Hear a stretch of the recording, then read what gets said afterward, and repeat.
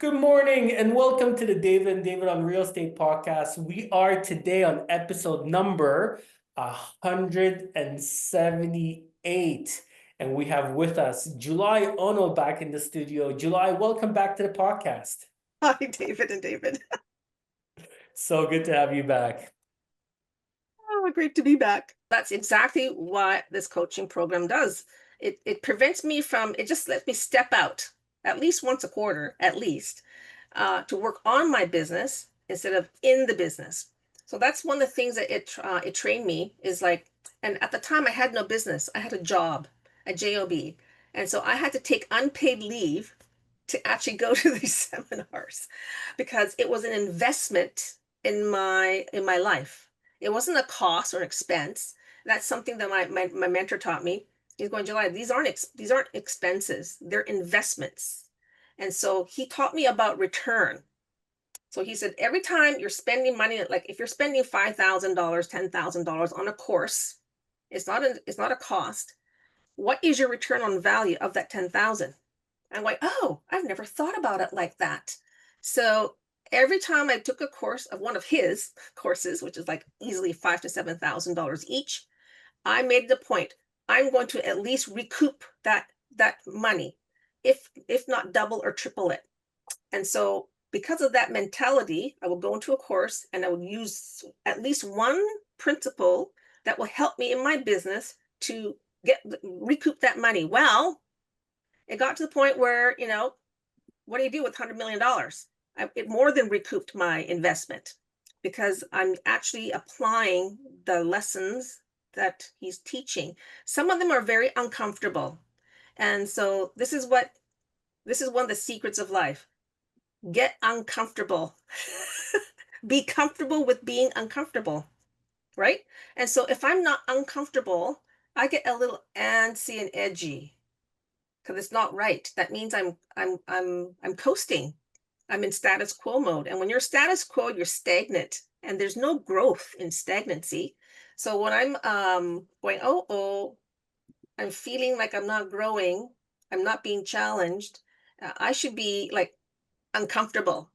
Then I'm growing my context. Every time you feel uncomfortable, you're expanding your context because we all want to retract and feel safe. That's the wrong place to be. And so I'm always out on the edge. And sometimes I go, why am I doing this? Well, I have to because we feel alive when we're there challenging ourselves. And we don't have to do it alone. You have your power team. Like David and David, what an amazing power team you are. What great role models you are. I'd be all over you guys, right? Mentoring and being taken under your wing, and eventually, stepping out and becoming a leader yourself. And so I highly recommend people take stock, at least create a 5-year plan. And the plan includes things like business and career. What do you want your business and career to look like in five? Actually, see what your business looks like in 5 to 10 years. What kind of lifestyle and recreation do you have? Because you have to have playtime, otherwise you'll sabotage yourself. What kind of contributions are you going to be doing? I do not just financial contribution, but also your time. People that you're going to mentor, uh, relationships. Oftentimes when we're pursuing business and career, we kind of tend to forget our closest relationships. You still have to keep that alive. And there's personal and professional development.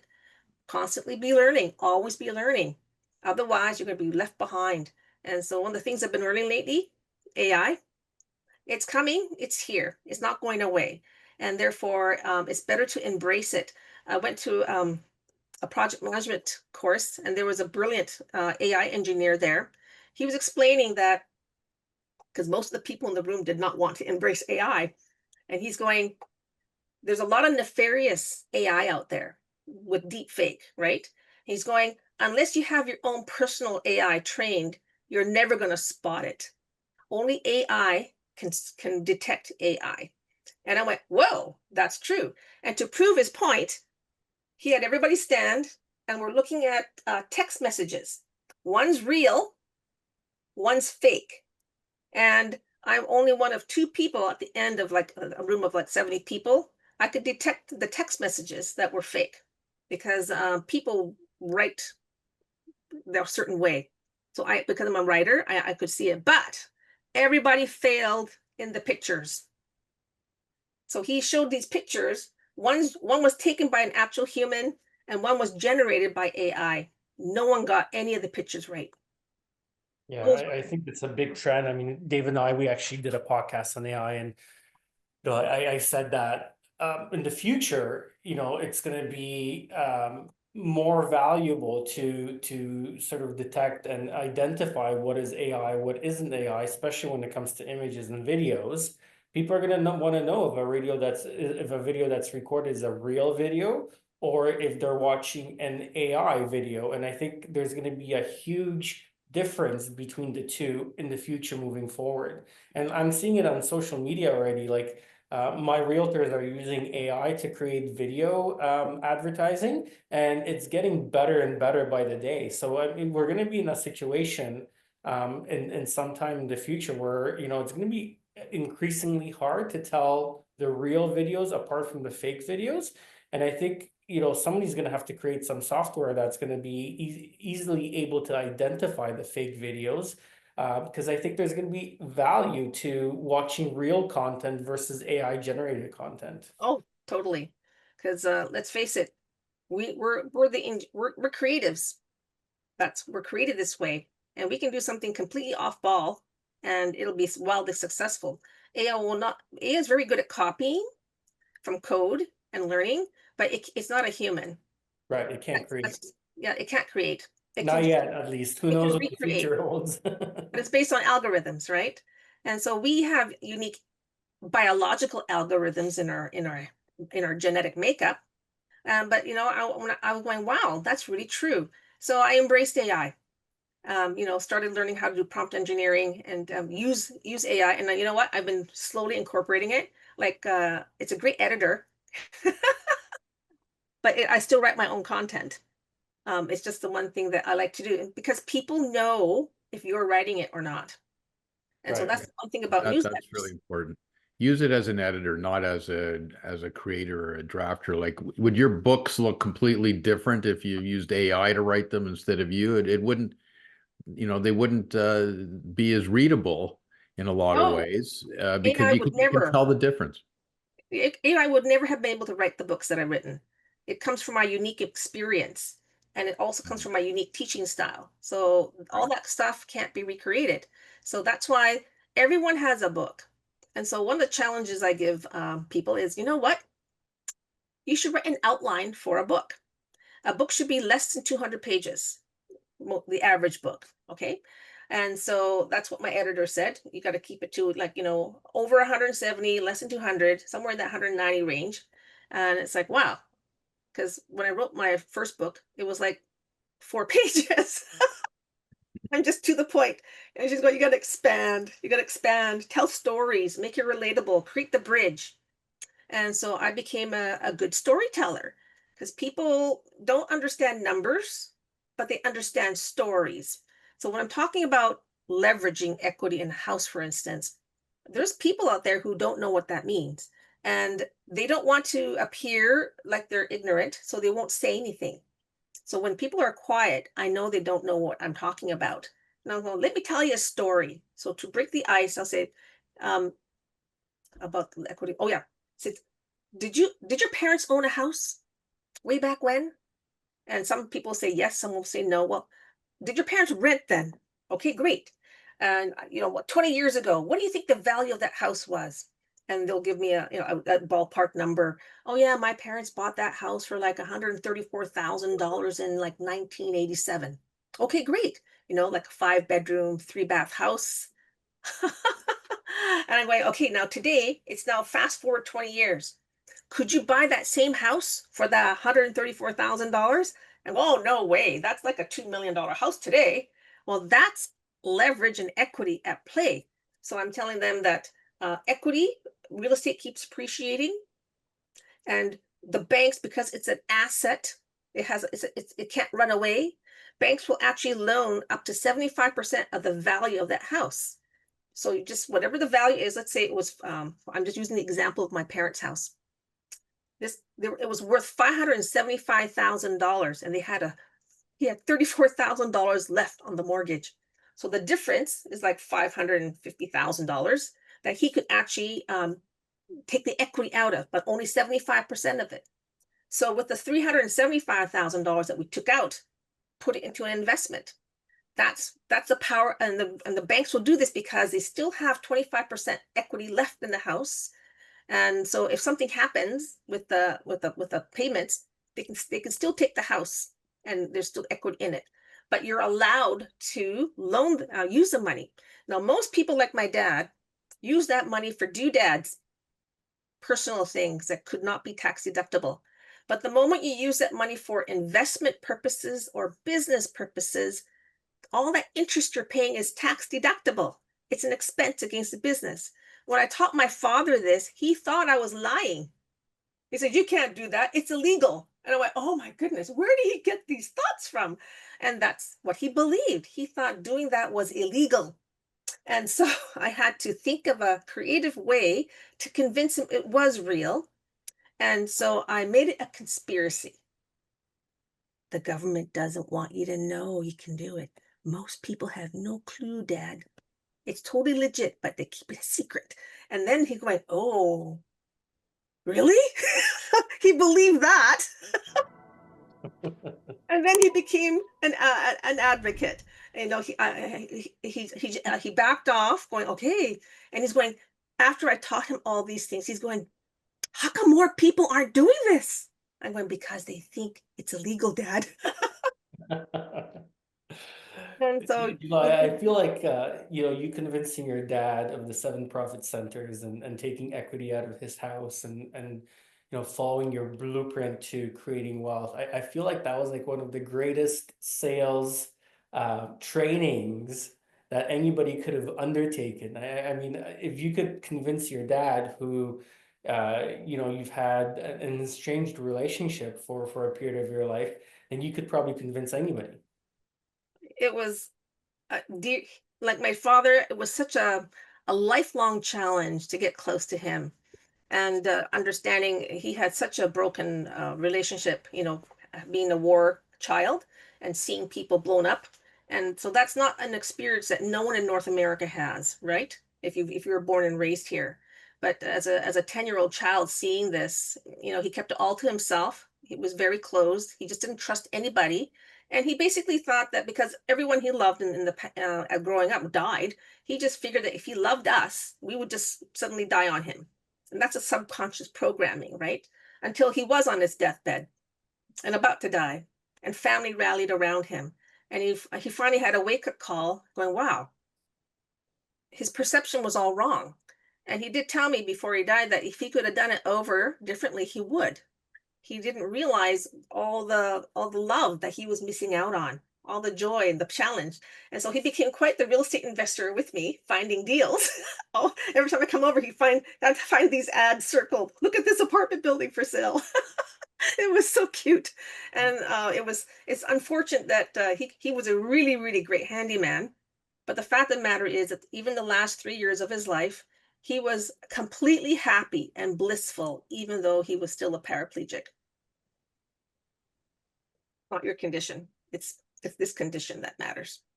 So I highly encourage your realtors to learn the language of wealth. People like me, we've learned. I'm still studying 20 years later. It never stops. And so help them understand the language of money so they can relate to people like me. July, would you say that the pain point that you're feeling or that you've described with the 101 realtors, would you say that that is consistent across the board in the world of investors?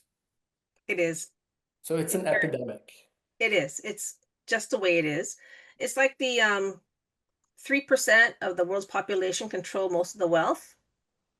It's just for some reason, even though we have the education, the accessibility, the resources, people just don't use it. They don't want to take access to it. And I'm seeing a lot of non-engagement, or the the least amount of work to the path of most productivity. And Mhm. it doesn't work that way. I grew up on a farm, and unless you're working the field, you're not going to reap a lot, right? And so there's some fear against good old fashioned work. How many realtors do you know that go door to door knocking? It's all digital now. They want to sit behind a desk and be safe. Well, life is not safe. You have to take control. And therefore, if I don't see a realtor going door to door knocking, I really can't work with a person like that. They have to be willing to go to a buyer, an owner. And this is me with my commercial business. We send realtors out to a buy an owner. Go talk to that owner directly. Well, are they interested in selling? I could do it myself, probably better, but I'm training the realtors, the commercial ones over here. I'm interested in land assembling this block. I need to talk to these 5 owners. Can you get them on board? Can you create a team that they're interested in doing? Because you always have the one holdout. And the reason is because that person's not educated. They have a perception about something. And so that's why you don't, I know, and guess what? It just kiboshes the entire land assembly because you need everybody on board. And so maybe with 1 or 2 owners, if you can do a land assemble 2 lots, but sometimes with a really large multifamily, I want the whole, I want the whole block. And so go out there and talk to them. Sometimes the owners are absent, sometimes they're out of country. Sometimes for some reason owners don't want to talk. But the thing is, it's like they do it once or twice and then they don't go back. And it's like, no, you keep going back persistent. You have to be persistent and persevere because the ones who keep following up are the ones who actually, a friend said the fortune is in the follow up. It's in the follow up. Always. You're not going to get it in the first deal. And so a lot of our real estate deals we found not through realtors, although I've used realtors. They're not like listed, for instance. The best deals, right? They've come to me bypassing a realtor. I will use a realtor to close, but that's the best deals. I don't wait for the MLS to come along. I create my own MLS. And so that's one of the key things is find the deals yourself. And if you know what I'm looking for, which a few realtors do right now, they'll bird dog and say, hey, found this, does it work? And we'll do the analysis on it and going, it does. And so this one, the current project I'm working on in Coquitlam, it took 3 years to close that property. And we're rezoning it into a 35-story purpose-built rental apartment with 5-story commercial podium.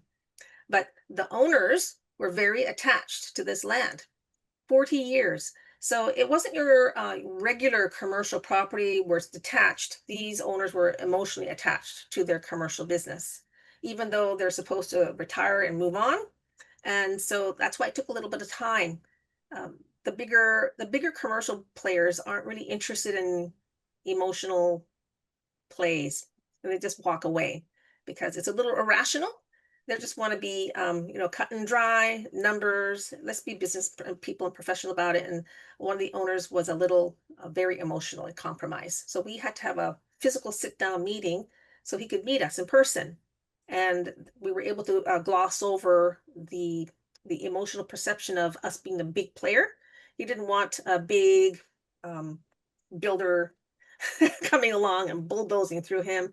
And he actually turned them all off, which is why after 3 years, they came back to the table and say, hey, are we still interested in buying the lot? And sure enough, we were. So it takes patience and just being relevant to the people and not abandoning them, but just kind of keeping them let them have their space. And eventually they came back. Just it's persistence. It's not like residential real estate where maybe you need maybe a month to buy. If I'm looking to buy something, I'd probably find it in a month.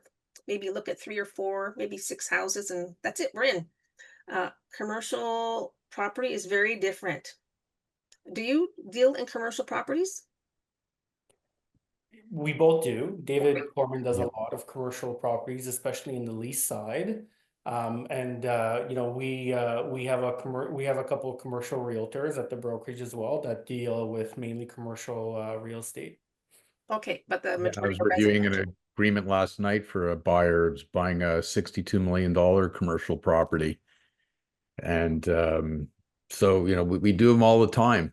They're more, I love doing it because it's more interesting, because residential becomes widgets at some point, Mm, but commercial transactions always get your attention just from a personal standpoint, because every commercial property is a little unique.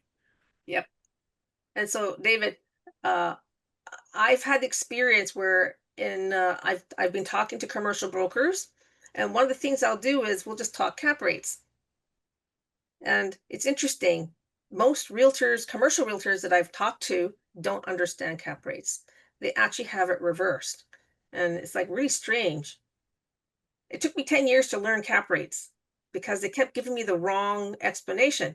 And I'm going, that doesn't make sense. And so finally, after 10 years, because buying and selling real estate over all these, and me being both the buyer and the seller, I could tell what the cap rates were doing. And so when I'm listening to a realtor and going, that's not my experience, then I know I'm not going to work with that broker. I won't tell them why, because I'm not going to say, by the way, your explanation of cap rates is incorrect. They actually need to know from a buyer's point of view what a cap rate does. And because as a buyer, I want a high cap rate. The last thing I want to do is buy a low cap rate. This broker was trying to convince me of the low cap rate. It's like, that means I'm really, really buying expensively. But if I'm selling, I totally want a low cap rate because I get more value. And so that's really basic, but I listen carefully to what they're saying and how they're explaining cap rates. And the vast majority of the brokers in Canada and BC that I've talked to actually have the cap rates reversed. Reverse, yeah. It's kind of strange. I suppose they have to buy and own, like buy real estate and sell real estate to actually really experience the cap rates on a personal level. Okay, so I understood that your podcasts are like 20 minutes long. And I've been focusing on podcast 176. And you have the behind the scenes of a realtor. Oh, yeah, and I talked about that. That's good. Yeah, I think we're gonna have to get July back on. Yeah, I think so too. I can Absolutely. go on and on, guys, so you got to be really careful with me. You know what? The passion is really radiating through the conversations. I love Oh, it. I don't I think love this. I don't think David Korman's been so quiet at any of the podcasts that we've ever done. So, Yeah, so what I really want to it's tell been about how fascinating. was this is the one, this other one, the topic is your realtor retirement plan. So I'm going to tell you about the commercial realtor broker that we partnered with on our first multifamily because we didn't have the experience. And we just, my husband's a really amazing manifester. He says, we need to find a realtor who's semi-retired but can't retire. He has the expertise, but he doesn't have the network. And within the week, he found them. He just that's what Steve does. He just manifests people. And this realtor was semi-retired. He would do maybe 2 transactions a year, commission-based, just to maintain his lifestyle. But he couldn't actually retire because he needed money. And so we educated him on the 7 profit centers in real estate. Take your commission, roll it into this building. You'll have ongoing passive income every single month instead of a one-off cash transaction. It took 6 months to convince him to do this. He was so used to the commission on a big multifamily. And so he became a 35% stakeholder in our first apartment. We were the other 65%. And at first he was a little leery of doing it, but then he realized, wow, I'm getting money every single day, every single month on the 15th, paid like clockwork. And because he knew the building, he knew that the equity was always going up. The tenants were paying the mortgage down. So then a year later, he became a 10% stakeholder in the second building. So between these 2 buildings, that's it. He retired. He didn't have to work anymore. He had more than enough money to sustain his lifestyle, which was very unfortunate because I had intentions of using him for the next 20 years, but he was already in the retirement phase, right? We were just ramping up. It was quite exciting. I think if it was you guys, Dave, you'd still be doing it with me. because it's really exciting.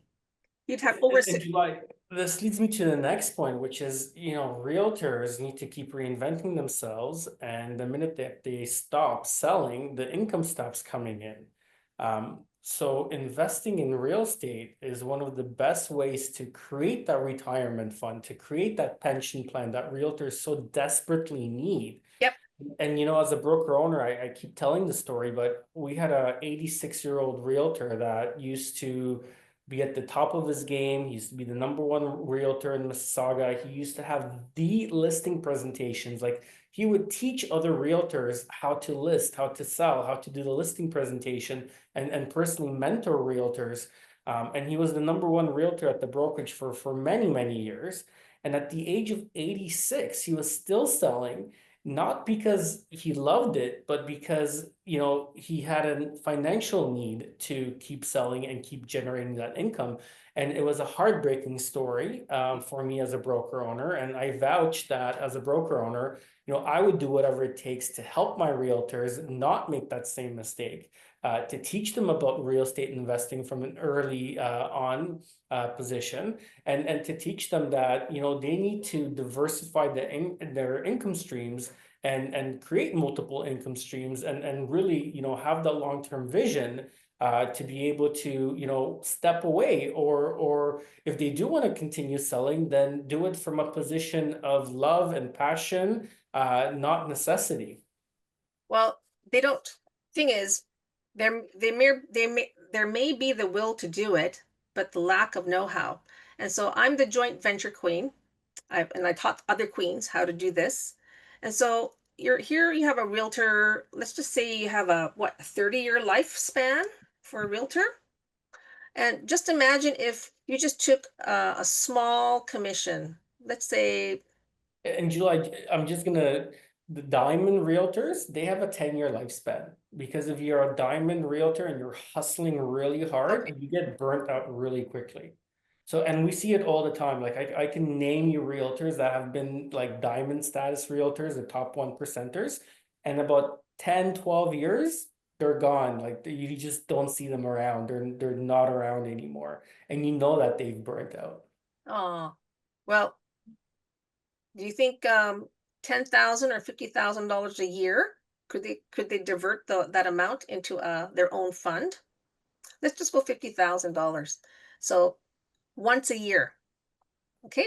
So they're gonna what I'm proposing here is what I do. I create joint venture syndications, and so we all pool our resources, little bits of money.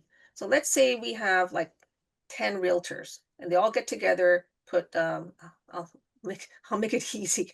$100,000 times 10. That's $1 million. Okay. Okay. So now with 10 realtors, you put your $100,000 pool in, you have $1 million to go buy a nice rental property, whether it's a duplex, a fourplex, or a house. The more units, the better. I've always advocated fourplex as my minimum. And then what they do is you do that once a year, every year for 10 years. At the end of 10 years, you have 10 properties that you all co-own together. Okay. And in that 10 years, you have like 5-year and 10-year mortgages. You take all the equity out. And you're basically, the point is, when you refinance, you're taking all the equity out. You still own the building with no money in. It's infinite ROI. And you still have the cash flow. One of them you will designate to be the property manager, or no one. You just completely assign a third party, neutral party. Sometimes there's a lot of conflict that goes on inside these because they're all realtors. Just get a third party that will manage it like that. And there you have your retirement plan. Unfortunately, I've been teaching this for like a long time, 20 years, and very few people actually want to joint venture. For some reason, they're the North American mentality where they want to do it on their own. But I always teach, if you own 100% of nothing, it's zero. Wouldn't you just rather own 1% of $100 million? So even just 1% or 2% or 5%, you don't have to own the whole thing. Just get in the equity game. And so when a lot of people say we can't afford real estate, well, yes, you can if you joint venture with other people. So if you're looking at a house you want to live in, go buy the house with 10 people. Go And, put 10 people on title. July, how amazing would it be if a realtor put himself out there and said, hey, look, I'm looking for highly motivated investors and I'm willing to be an equity partner and roll my commission back into the deal. If that's the message that a realtor is putting out there into the field, that eliminates, like, that cuts through the noise of 99% of other realtors who are not willing to put their own money in the game, are not willing to put that kind of commitment, and don't have that kind of long-term outlook. So that's one message. If you've made it to an hour and 13 minutes of this podcast, then we've just given you the secret sauce of how you can create, really huge long-term wealth for yourself, and really stand out when it comes to being an investment realtor against all the other realtors out there, and really attract, serious syndication groups that, want to invest and are looking for equity partners to do deals with. That would be really smart of them to at least one deal roll the commission in. Yeah. They don't have to do it for all the deals, right? Or even partial commission rollover. And there's tax benefits to how they do it as well. Because my business partner, Olga, is a legacy accountant. And I was talking to her last night about what happens when a realtor rolls her commissions over into a deal. Is it tax free? And she says it depends And how you they and I do it. talked about that on the phone when I called you last night. Well, she clarified it for me. It depends how they're holding it, corporation versus personal. And yeah, it's quite interesting. There's no easy answer because taxation is very complicated. But yeah, there's a way to actually roll it all over tax free, or tax deferred, I should say, and then how it comes out. Because when a realtor rolls over the commission, but they don't actually take it personally, it's still in an active corporation invested, there's no tax because they haven't been paid. But then, because of that, because when you're doing distributions, the monthly distributions on a cash flow property, it's a return of capital. It's not taxed. It's a return of your capital. So all that money is coming back to the realtor investor tax free until refinance comes.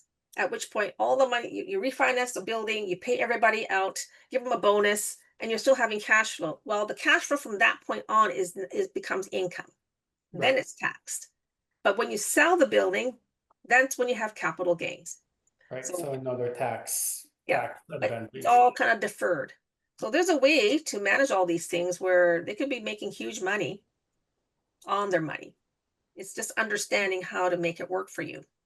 And that's what we do. Well, It's fun. July, we're gonna do something a little different today that we've never done before, but reach out to David Korman, reach out to myself, and when you do, we will give you a copy of one of July Ono's books, ebooks. So please reach out to us. I wanted to thank everybody for joining us on this amazing podcast. And July, I have a feeling you're going to be coming back because we're just scratching the surface. I mean, there's still so many different things to talk about. I don't even know where to start, but this is great. This is a really awesome introduction overview into your world, into the world of multifamily residential investing, into the world of creating wealth, into the world of really building a legacy. This is great. Thank you so much for joining us today. Been a pleasure. Thank you for inviting me. Like David said, I've been quiet on this episode because I've just been fascinated. I'm just listening. I want more. I want to listen to you. You're an incredible story, your incredible success, and we got to help spread your word around, because more people, more agents, more regular people, whether agents, not agents, just investors, should be listening to your story, your successes, and how to do it. So thank you so much for being with us today. Oh, thank you so much. It was my pleasure. And I look forward to coming back. July, that was a great conversation. What an amazing podcast. And thank you so much for sharing your wisdom with us. Please reach out to David Korman and I. We want to hear from you. And as a bonus, when you do reach out to us, we're going to give you one of July Ono's books. They're absolutely great. Lots of wisdom. July, thanks so much for joining. What a great conversation. And we hope to have you back again in the future to share more wisdom, as we were just scratching the surface with you. It'll be my pleasure. Thank you, guys. Thanks so much, everybody.